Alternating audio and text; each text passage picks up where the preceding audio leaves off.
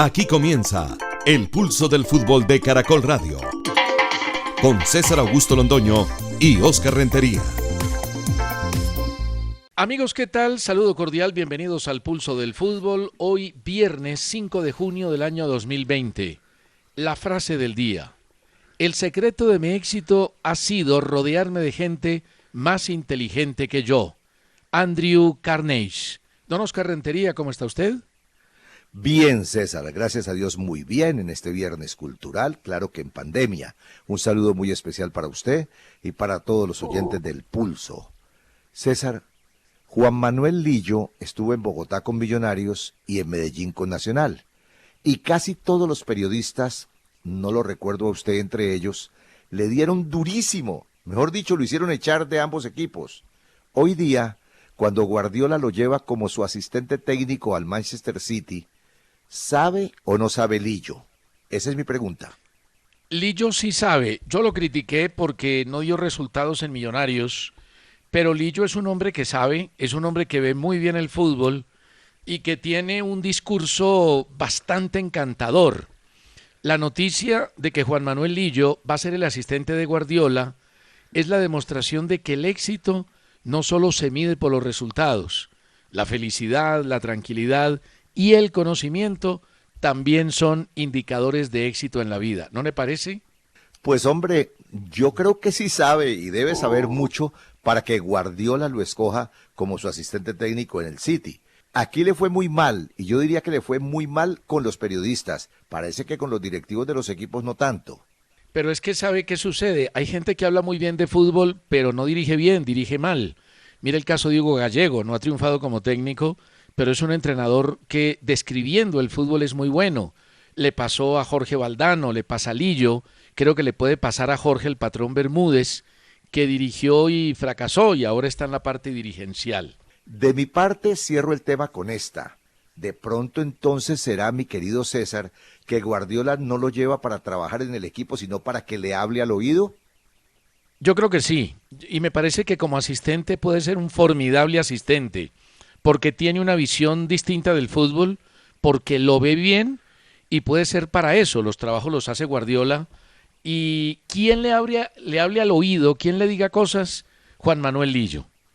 Ferney Meneses Gutiérrez, periodista de Radio Universidad del Cauca, hincha de Atlético Nacional y convencido de que el fútbol debe unirnos, nos cuenta que se hace una labor humanitaria de parte de los hinchas de Millonarios en Popayán, quienes semanalmente están entregando cenas calientes a más de 200 habitantes de la calle, e invita a la gente del Cauca a que colaboren en esta bonita obra. Muy bien por Ferney Meneses Gutiérrez de Popayán. Carlos Domínguez nos escribe desde Hong Kong, ahí nomás. Ya hace más o menos 4 semanas no se presentan nuevos casos de coronavirus por acá.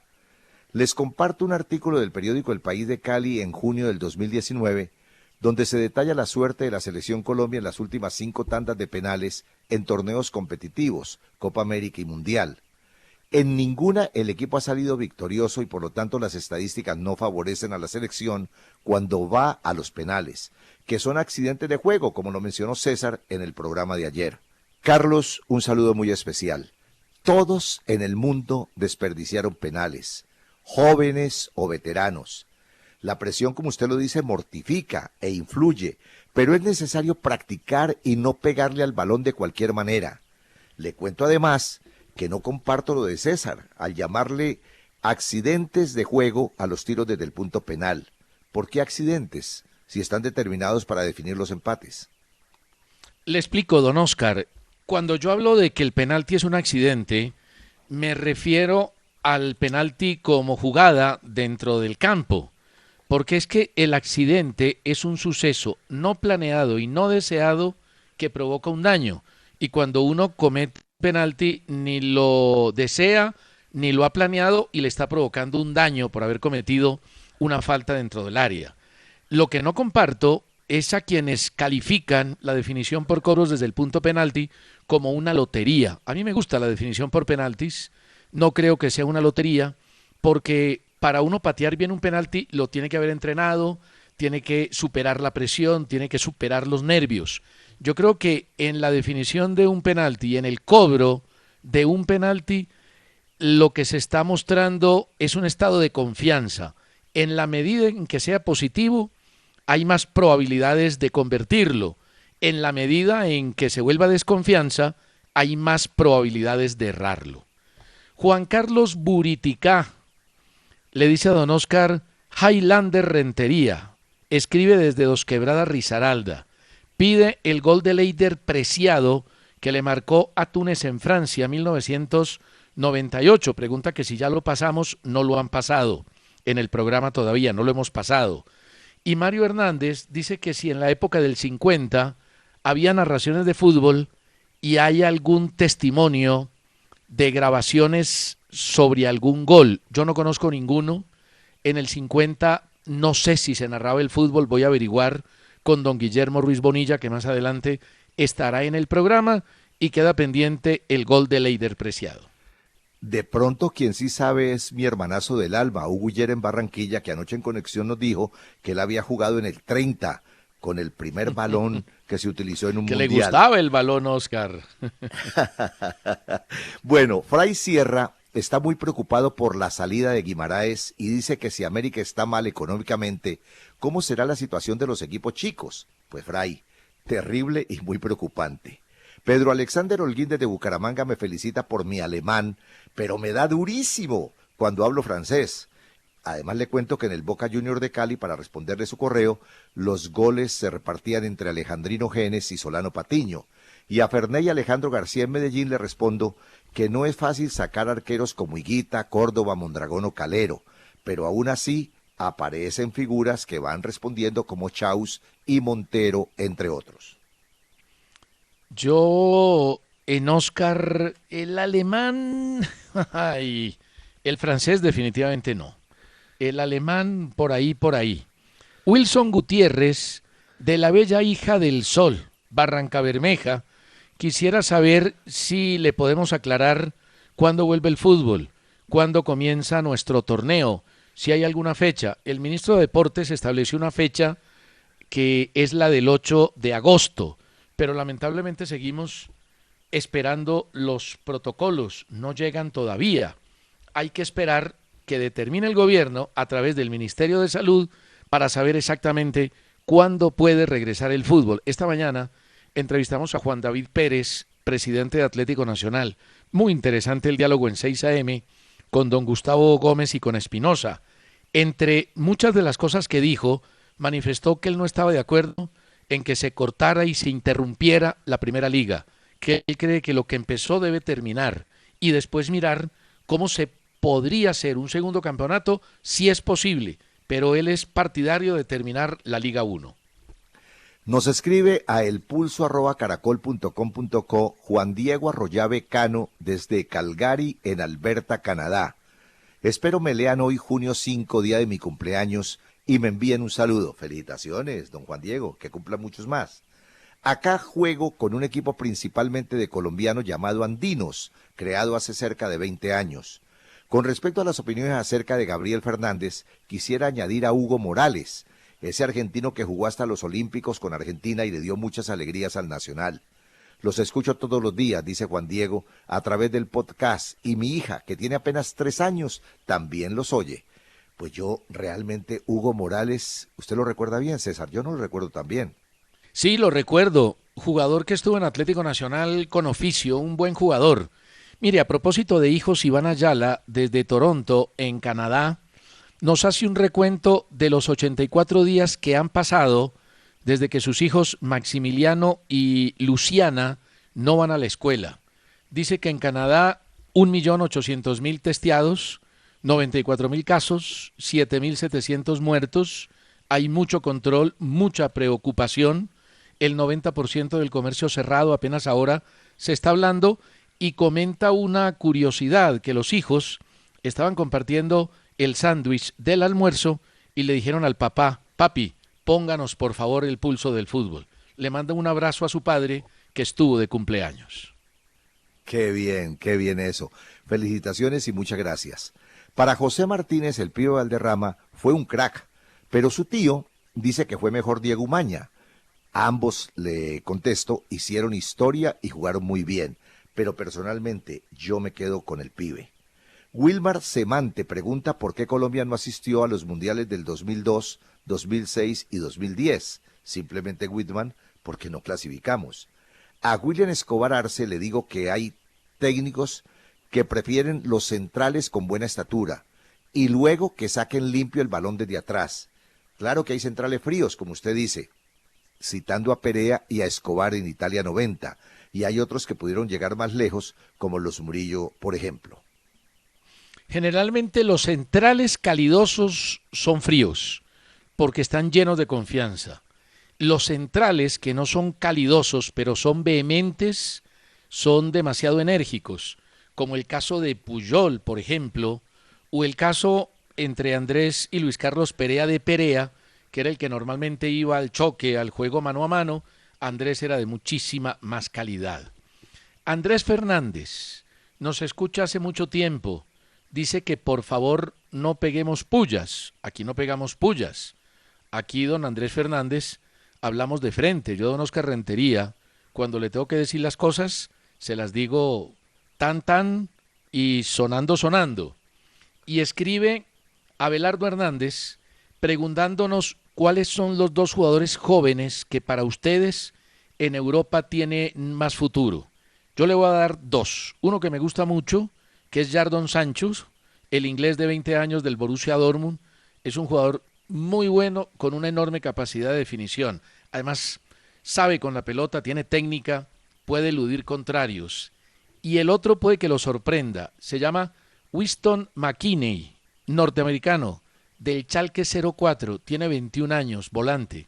Mírelo, son dos jugadores de una gran condición individual. Al oyente le aclaro que hay un momento donde César Augusto Londoño no me critica. Cuando dice, se nos acabó el tiempo, ahí ya no me critica. Fernando Brand, desde Tocancipá, Cundinamarca. Ayer se habló de la posibilidad de que México regrese a competir en la Suramericana y la Libertadores. ¿Nos pueden confirmar la noticia? También a Fernando Brand no le gustan los goles que estamos repitiendo al empezar el programa. Le contesto en su orden. Recordemos que la Conmebol y la CONCACAF rompieron relaciones en el 2016. México especialmente quiere volver y la verdad es que a nosotros nos convienen ligas como la Azteca y la MLS. Y en cuanto a los goles, son gustos, mi querido Fernando Brand. Muchos oyentes nos felicitan por eso. Rubén Darío Ríos Perea de Buenaventura hace dos preguntas. Que si conocimos y qué tal jugaba Eleazar Tenorio, le decían el gitano. Yo no lo conocí, nunca lo vi jugar. Y nos pregunta si vimos actuar al hermano mayor de Freddy Rincón, Ignacio Rincón. Y nos da el 11 ideal de Buenaventura. Este es el último correo. Yo no vi jugar al hermano mayor de Freddy a Ignacio, pero sí sé que hablaban muy bien de él. Decían que era un excelente jugador, que pudo perfectamente haber llegado a triunfar, pero que por alguna razón no lo hizo. Y el 11 ideal de Buenaventura está interesante. Arquero, menciona a Chito Vivas, él dice Rivas, pero yo creo que es Vivas. Defensa de tres, Teófilo Campás, Osman López y Astolfo Romero. Volantes, Sinisterra, Freddy Rincón, Delio Maravilla Gamboa y delanteros Marino Klinger, Adolfo El Tren Valencia, Juanito Moreno y Víctor Campás. Un equipazo. Oscar, y no volvieron a salir jugadores de Buenaventura. Qué raro, ¿no? Lo que pasa es que hay mucho problema en Buenaventura, César. Yo que lo tengo aquí tan cerca, mire, el orden público es terrible allá. A los niños casi no los dejan salir sino para ir a la escuela y deben estar muy temprano en casa.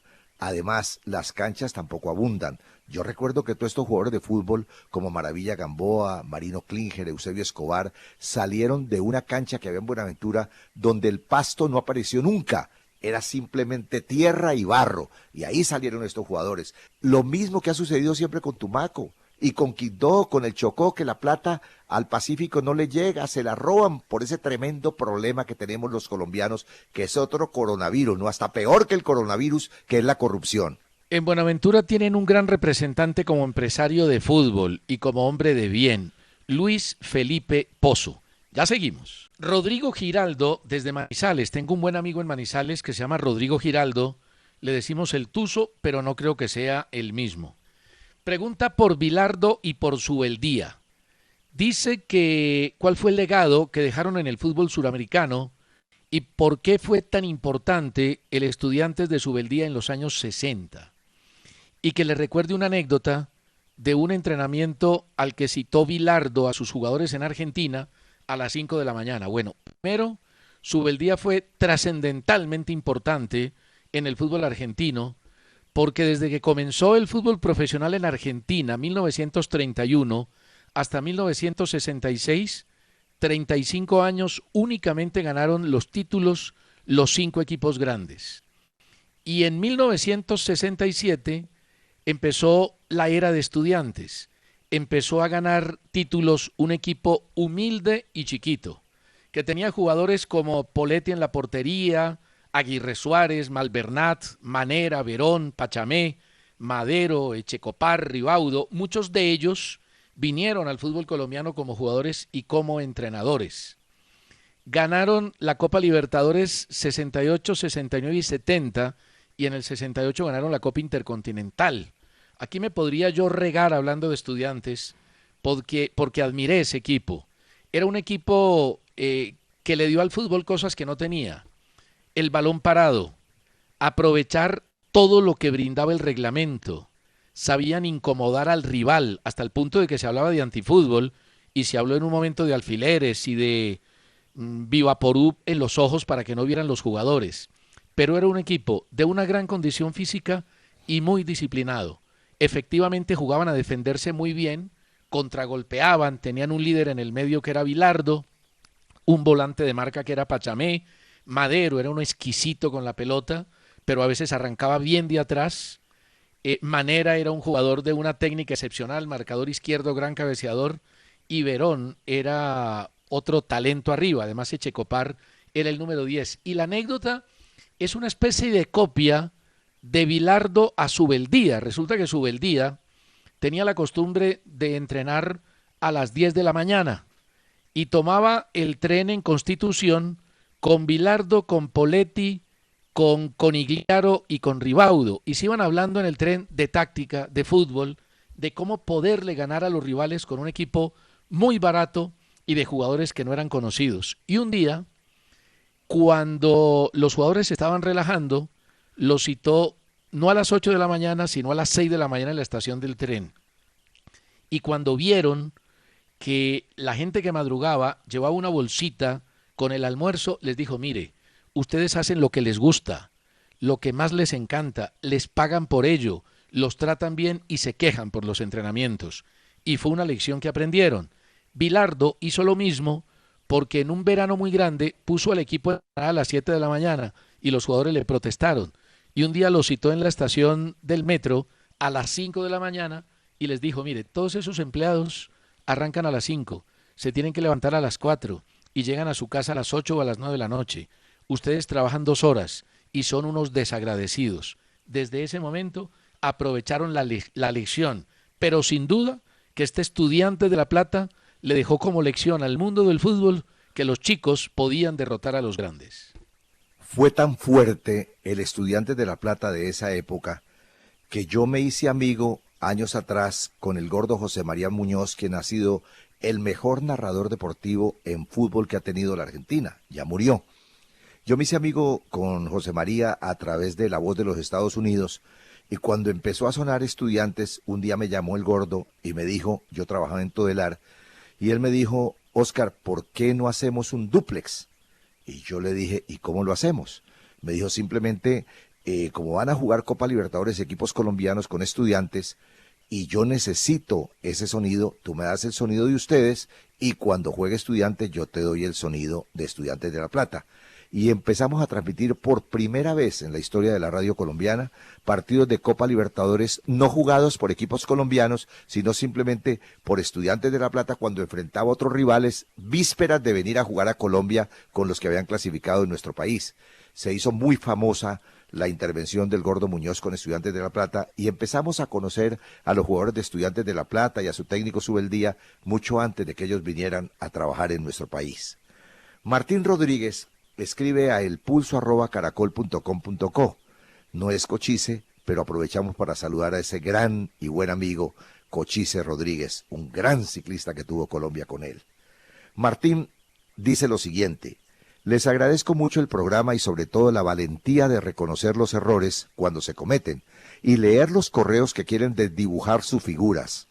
Escuché en estos días que el defensa centro Rafael Pérez denunció públicamente al señor Rendón del Real Cartagena por cobrarle descaradamente dinero para volver a jugar en Colombia. Estas acusaciones que son repetidas en el fútbol, ¿cómo se prueban? ¿Sí son verdad? En el caso que no se puedan probar, como pasa siempre, ¿ustedes ni nadie puede decir nada de estos dirigentes? Porque como ustedes dicen, no hay pruebas. Qué triste, porque esta clase de gente sigue explotando a los jugadores. Un saludo al comandante Rentería, mi referente periodístico, dice él. Yo creo que le sobró lo del comandante. Pero bueno, Martín, su correo lo explica todo. César y yo tenemos códigos muy claros en este programa del Pulso. Y por eso es su gran éxito en sintonía. Aquí prima la verdad por encima de todo, sin insultos, sin violencia y con pruebas para evitar los chismes que hacen tanto daño porque nunca comprueban nada. Mire, don Martín, si hay una prueba en el caso del señor Rendón, la declaración del defensa central Pérez, esa es una prueba testimonial y él debe tener argumentos y debe tener razones para haber dicho lo que dijo. Y en el caso del señor Rendón, presidente del Real Cartagena, sus antecedentes realmente no le favorecen. Mire este correo de Álvaro Roberto Larte que tiene que ver con el mismo tema. Me gustó el programa de ayer porque al fin fueron ustedes capaces de criticar al gobierno. No pierden el sentido crítico del programa bajo la excusa de que no tienen pruebas.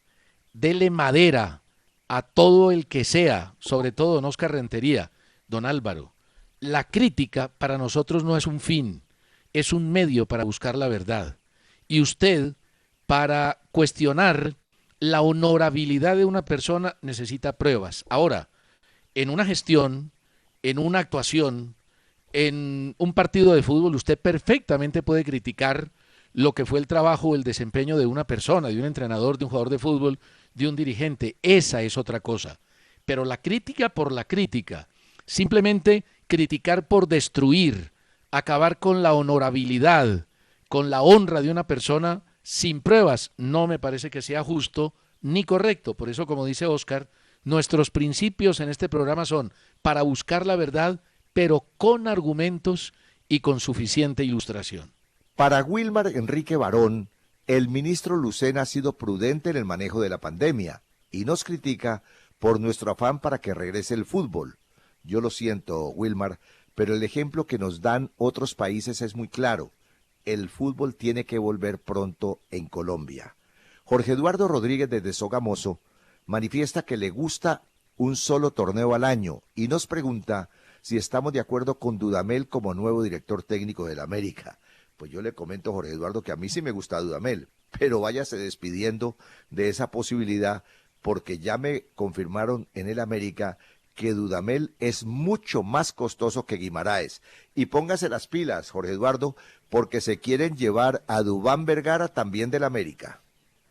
Es que recuerde que Dudamel llega del fútbol de Brasil que paga muy bien y el fútbol de Brasil lo contrata por haber sido exitoso con la selección de Venezuela.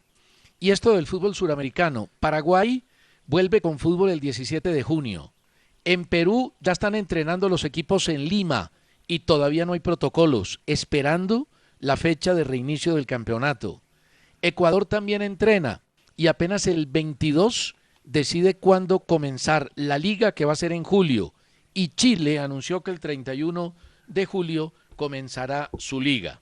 Sebastián Gaitán González, les hablo desde Bogotá, es la primera vez que escribo, nunca he visto un programa donde lo presente el señor César Augusto Londoño junto a Carlos Antonio Vélez y de igual forma el señor Óscar Rentería. ¿Esto a qué se debe? ¿Será el genio de cada uno? ¿O que el uno pertenece a RCN y el otro pertenece a Caracol? Don Sebastián Gaitán, yo tuve la fortuna de presentar un programa que se llamaba Mesa de Análisis con Carlos Antonio en Win. El problema fue que duró poquito, de pronto por el genio, como usted dice. Y creo que Óscar sí trabajó con Carlos Antonio. Más tiempo. Claro, yo trabajé mucho tiempo con Carlos Antonio, inclusive hicimos un programa que más o menos tenía un parecido con el pulso, se llamaba el mano a mano. Santiago Perdomo escribe desde Culiacán, en México. Hace unos días comentaron que Diego Maradona no es un buen técnico, un vago, como dijo don Oscar. Déjenme decirles que tuve la oportunidad de ver un par de entrenamientos del equipo Dorados, donde era él quien estaba junto a los jugadores dando indicaciones en medio de la cancha, dirigiendo el entrenamiento. ¿Cómo se le ocurre a don Oscar decir que es un vago cuando llevó 2 veces seguidas al equipo a la final del ascenso en México? Santiago, yo sería el primero en agradecerle a la vida si Maradona, en su retiro, siguiera siendo grande como Pelé. No le voy a discutir su correo, porque seguramente así dirigió en Dorados. Pero yo he hablado de Maradona, ahora último es por su actuación en Gimnasia y Esgrima de La Plata.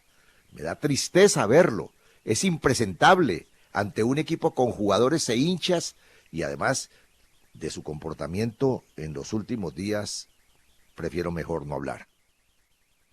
Lo único que le digo es que Maradona fue importante en Dorados de Sinaloa. Hay incluso un documental en Netflix donde recogen su actuación. Fue tan importante que llegó a un equipo que perdía siempre y lo puso a ganar, básicamente por ese factor motivacional del que yo hablé esta semana, y quedó a un solo partido del ascenso en el fútbol mexicano. Ya seguimos. Santiago Arias volvió a tener la oportunidad en la formación titular del Atlético de Madrid, que se alista para visitar al Athletic de Bilbao en la reanudación de la Liga de España. Lo tenía borrado completamente el Cholo porque siempre ponía a Trippier. Diego Simeone utilizó al colombiano en la posición de marcador derecho, que es su posición, aunque alguien me contó que antes del tema del coronavirus había utilizado a Santiago Arias como volante de primera línea. Ojalá le den chance a Santiago Arias porque es un gran jugador, tuvo una oportunidad en la temporada que va en desarrollo, pero Trippier es un marcador de punta que puede estar entre los 2 o 3 mejores del mundo. Benfica, con el empate frente a Tondela en el día de ayer, es el nuevo líder en Portugal, por diferencia de goles, porque está empatando con el Porto a 60 puntos. La verdad es que el Porto va a tener que ponerse las pilas con Mateus Uribe y con Luis Díaz, porque de lo contrario pueden perder el título en Portugal. Escuche, Oscar, esta historia y usted me dice si los que tomaron la decisión tienen razón o no. El Chelsea femenino fue designado como campeón de la Superliga femenina en Inglaterra, a pesar de que se encontraba en la segunda posición cuando se canceló la temporada. Antes del suceso, el Manchester City femenino era primero con 40 puntos y el Chelsea segundo con 39. Sin embargo, el conjunto de Londres estaba invicto y le quedaba un partido por disputar. Por ese motivo, aunque tenía un punto menos, fue declarado campeón. A polémica decisión esta, Oscar. Bien polémica.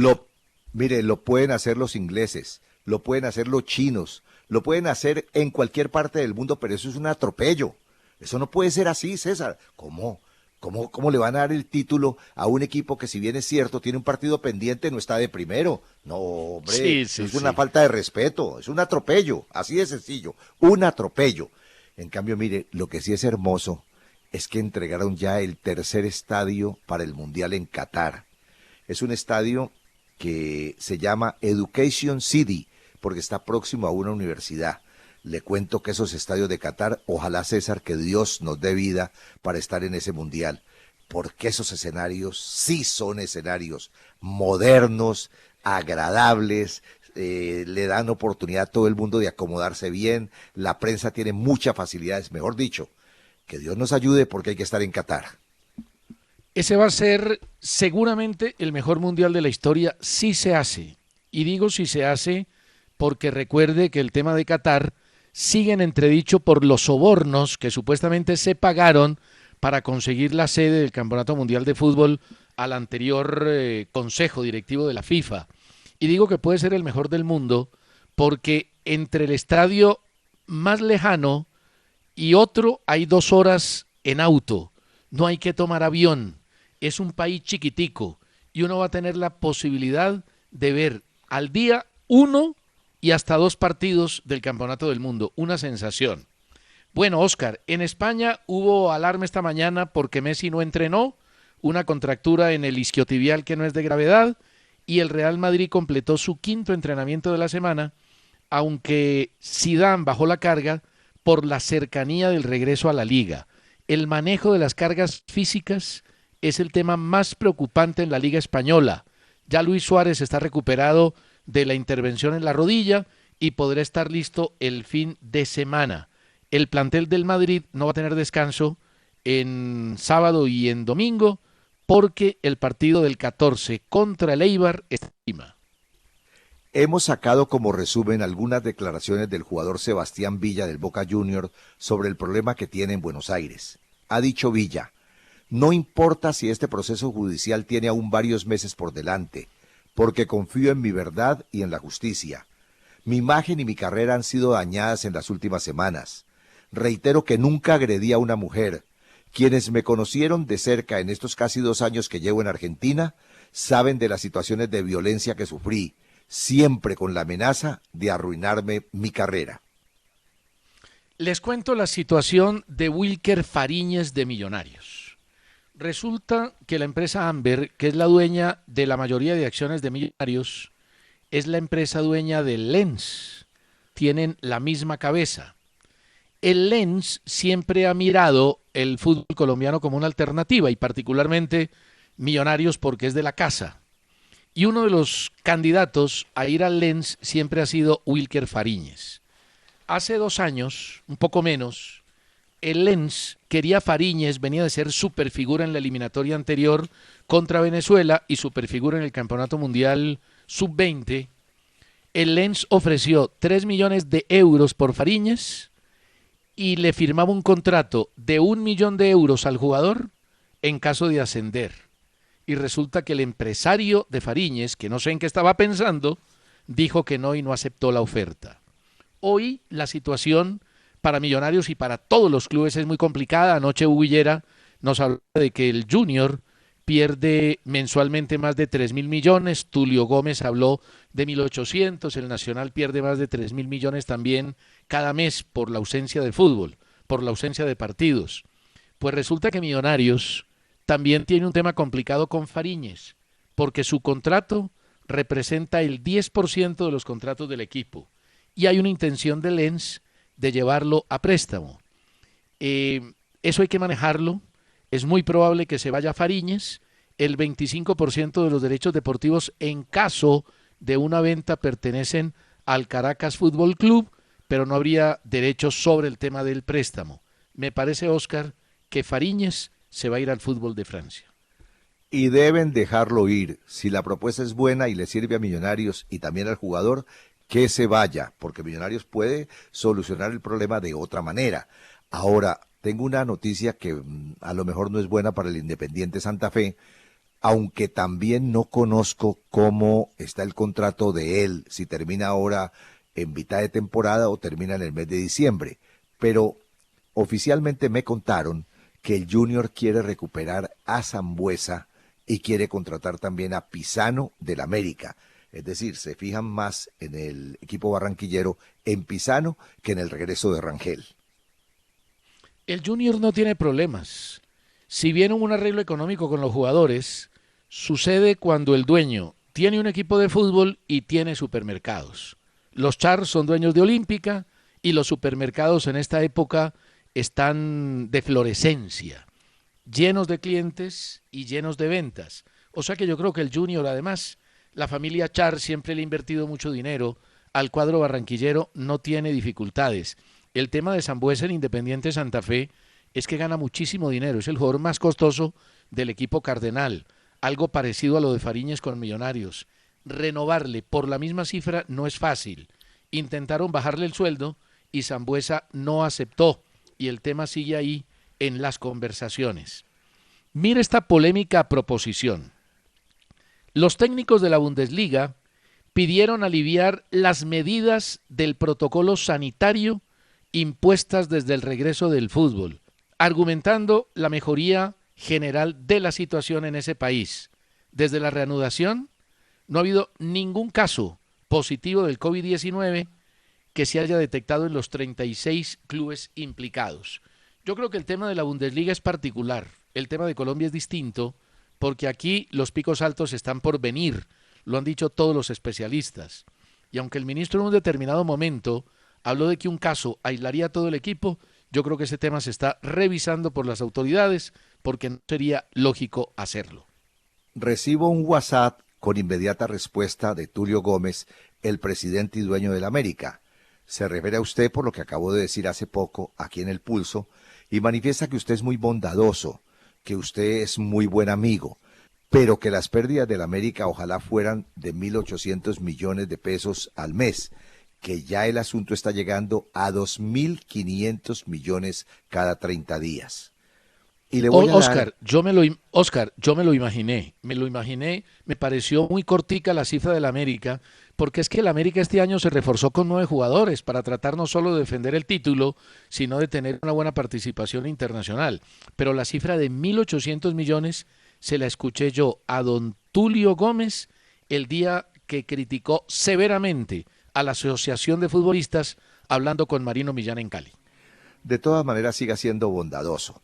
Bueno, tengo yo las fechas para jugadores colombianos cuando se va a reiniciar el fútbol en Inglaterra. Por ejemplo, el viernes 19, el Tottenham de Davinson Sánchez jugará contra el Manchester United. El sábado 20, el Brighton de Steven Alzate enfrentará al Arsenal. Y a la 1:45 del mismo sábado 20, el Bournemouth de Lerma lo hará frente al Crystal Palace. Finalmente el domingo, si se recupera Mina, estaría enfrentándose con el Everton al Liverpool. Tremendo partido. A propósito de eso, termino antes de la pausa con los partidos del fin de semana de Andrés Rojas Millán. Ya Oscar ha dado varios de los colombianos, pero el sábado tendremos el Bayer Leverkusen ante el Bayern Múnich a las 8:30 de la mañana. A esa hora, Frankfurt ante el Mainz, Düsseldorf ante el Hoffenheim y Leipzig ante el Paderborn. Y el domingo hay 2 buenos partidos, el Werder Bremen ante el Wolfsburgo a las 6:30 de la mañana y a las 11 el Osburgo ante el Colonia, que posiblemente tenga a John Córdoba recuperado. Ya venimos con el álbum del pulso. Ricardo Gareca al final no viajó en Buenos Aires, se quedó en Lima porque va a empezar la liga de ese país. La MLS ya está lista para arrancar en Orlando como la NBA los partidos correspondientes al final de la temporada, y Antoine Griezmann de Barcelona dijo que le gustaría concluir su carrera jugando en la MLS, que a usted le gusta poquito, pero que a mí me gusta bastante, en el fútbol estadounidense. No, a mí me gusta, César. Lo que no me gusta es que los jugadores que todavía tienen para jugar en Europa se vayan para allá. A propósito de Cristiano Ronaldo, quien está feliz por llegar al $1 billón en ganancias, Luka Modric en su autobiografía recordó una pelea entre Mourinho y Cristiano. Cuenta Modric: me sorprendió la reacción de Mourinho. Estábamos ganando 2-0 en la Copa del Rey. Ronaldo no persiguió a los rivales en un saque de banda y Mourinho se puso furioso con él. Al regresar a los vestuarios en el descanso vi a Ronaldo desesperado, al borde de las lágrimas. Me dijo: lo hago lo mejor que puedo, y Mourinho continúa criticándome. La intervención de los compañeros evitó una verdadera pelea entre ellos y que eso fuera a más. Oscar, para usted, ¿cuál es el jugador más rápido del mundo? Pues César, no es fácil a quemarropa esa pregunta, pero así rapidito recuerdo 2. Davis, y el marcador de punta, y Sterling, el delantero. Pues los dos son muy rápidos. Le Figaro midió la capacidad de aceleración de los jugadores en promedio en un partido. El más rápido del mundo, y estoy de acuerdo, Kylian Mbappé del Paris Saint-Germain, 36 kilómetros por hora. Iñaki Williams, el jugador del Athletic de Bilbao, 35.7. Pierre-Emerick Aubameyang del Arsenal, 35.5. Aquí está el que usted mencionó. Alphonso Davies del Bayern Múnich, 35.3. Y Kyle Walker del Manchester City, 35.2. Hoy en día, la velocidad de los jugadores en defensa y en ataque es fundamental en el momento de elegir un jugador por parte de un técnico. Cambios de horario para partidos en la reiniciación del fútbol español. Español a la vez. el sábado 13 a las 2 de la tarde, hora de España. Y el Atlético de Bilbao contra el Atlético de Madrid comenzará a la misma hora, pero el domingo 14. El Tottenham, donde está Davinson Sánchez, pidió un préstamo de 195 millones de euros al Banco de Inglaterra dentro de un programa que tiene el gobierno británico para tratar de subsanar los efectos de la crisis económica. El dinero tendrá que ser devuelto en abril del 2021 con un interés del 0.5% mensual. Carlos Vilardo, usted lo dijo anoche, dio negativo por coronavirus en la prueba que le realizaron ayer tras la muerte por COVID-19 de una persona, de una anciana que está con él en la casa para adultos. Resulta que Carlos sigue todavía delicado de salud y por eso no ha podido regresar a su casa. El Celta de Vigo pretende retomar la liga con público en su estadio el día sábado 3 en el partido frente al Villarreal.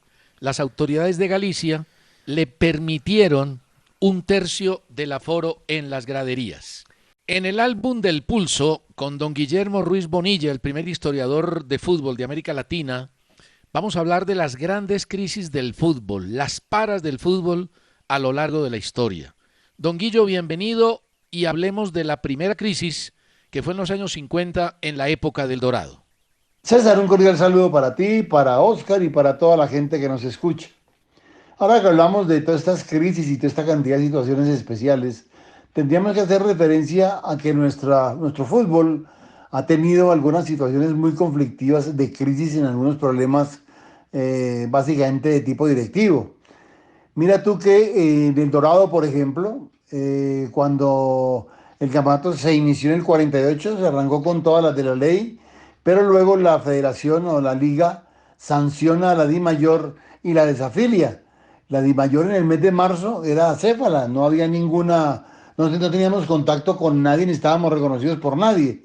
De allí que cuando van y traen a Pedernera, los dirigentes de Millonarios, el nombre viene sin documentos, sin transferencia y pase, y todos los demás jugadores que llegan en el Dorado llegan sin pase y transferencia, llegan dentro de una piratería absoluta. Esto se demora más o menos hasta el año 51, cuando el Pacto de Lima, los clubes, especialmente Paraguay y Argentina, alegan que sus jugadores estaban por acá, y entonces se resuelve en Lima que la DIMAYOR dirigiría o mantendría a los jugadores hasta octubre del 54, cuando terminaría el Dorado colombiano por orden básicamente de la Conmebol. Guillo, hablando de crisis, yo creo que la segunda fue por la pelea entre las dos entidades que manejaban en ese momento el fútbol de nuestro país. Pues hombre, la segunda crisis de Colombia es una extensión básicamente de esto que arrancó en el Dorado, allá en el 49. En el 61 el problema entre los dirigentes de la de fútbol y la Fedebol era mayúsculo, era una guerra por el poder, mientras los dirigentes barranquilleros querían mantener el manejo del fútbol sin siquiera tener fútbol profesional, pues era muy difícil. Los clubes profesionales peleaban por mantener la hegemonía y sobre todo el control de los equipos, pero en Bogotá. Esto duró muchísimo tiempo. Un gobernador del departamento de Santander invitó a una reunión a Villa del Rosario donde se reunieron las ligas, los clubes, la federación y todas las entidades buscando en la posibilidad de una solución que al final se dio después de una lucha de muchos años en 1971, porque en esta época estuvimos desafiliados de la FIFA, tanto en el Dorado como en la época posterior. También en esta época estamos desafiliados de cualquier torneo. Inclusive no jugamos Copa Libertadores, ni los equipos ya venían a Colombia a visitarnos. Estuvimos por fuera de cualquier contexto mundial y sin embargo, pues el fútbol se mantuvo, superó la crisis hasta otra situación que se presenta después. Y en la tercera la tercera crisis, Guillermo, hablamos de la suspensión de la liga en 1989, cuando mataron al árbitro Álvaro Ortega y Colombia estaba sumida en una ola de violencia impresionante. La tercera gran crisis de nuestro fútbol, sin duda, es de los años 80, con toda la incursión del narcotráfico en los clubes profesionales, en la sociedad y en todo, cuando aparecen en nuestro país jugadores realmente de costos exorbitantes, jugadores que no podríamos mantener en condiciones normales, y se juega un torneo seguramente con los mejores jugadores de Sudamérica. Por acá pasaron Gareca, Brown, Carlos López, jugadores de muchísimo costo, pero Todo esto fue creando una situación muy especial. Secuestraron un árbitro primero, con él mandaron avisos de que si se torcían nos iban a matar. Luego apareció toda la situación que se dio después con la muerte de Álvaro Ortega, que las apuestas, que el partido haya sido comprado, un montón de cosas que terminaron muy mal y con la muerte de un árbitro que obligó a la DIMAYOR y a sus dirigentes a suspender el campeonato. Estuvo el fútbol sin poderse jugar durante 6 meses.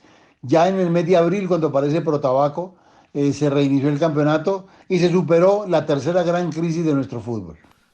Don Guillo, muchísimas gracias. Que le vaya muy bien. Bueno, César, de verdad un abrazo y espero la próxima semana continuar con alguna otra historia de nuestro fútbol. Sí, señor. Don Oscar, ¿algo más? Sí, saludes de Lillo. Mire, no se le olvide que el éxito no solo son los resultados. Lillo fracasó en el Mirandés, en el Cultural Leonesa, en el Salamanca, en el Oviedo, en el Tenerife, en el Zaragoza, en el Murcia, en la Real Sociedad, en Almería, en Millonarios, en Nacional, en Kobe, en China, en Dorados de Sinaloa también. Ahí tuvo a Guardiola de jugador, ahí se hicieron muy amigos, pero no se le olvide que con Lillo yo hablaría todos los días. Se nos acabó el tiempo, a ustedes gracias por la compañía y los esperamos el lunes como siempre en el Pulso del Fútbol. Y gracias por hacer del Pulso el programa deportivo más escuchado en la radio de Colombia y en el exterior. Felicidades para todos. El Pulso del Fútbol con César Augusto Londoño y Óscar Rentería.